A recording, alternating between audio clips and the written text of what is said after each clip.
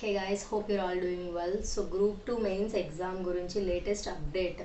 ఎవరెవరైతే సీరియస్గా ప్రిపేర్ అయిన ఆస్పిరెంట్స్కి ఒక థాట్ ఉంటుంది కదా, ఎగ్జామ్ ఉంటుందా ఉండదా అని ఒక కన్ఫ్యూజన్. సో ఇంకేం అవసరం లేదు. సో వెరీ రీసెంట్ అప్డేట్ మన ఏపీ ఆంధ్రప్రదేశ్ చీఫ్ సెక్రటరీ గారు కె విజయానంద్ గారు ఇచ్చారు.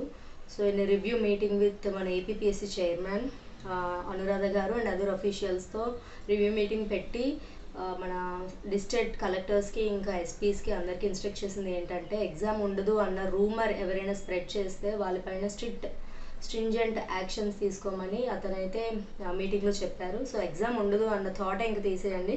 Feb 23 మన ఏపీలో 13 డిస్ట్రిక్ట్ హెడ్ క్వార్టర్స్లో 175 ఎగ్జామినేషన్ సెంటర్స్లో ఎగ్జామ్ అనేది జరుగుతుంది. 23న 92,250 మంది క్యాండిడేట్స్ అపియర్ అవ్వబోతున్నారు. సో యథావిధిగా పేపర్ 1కి 9:30 కల్లా ఎగ్జామ్లో ఉండండి.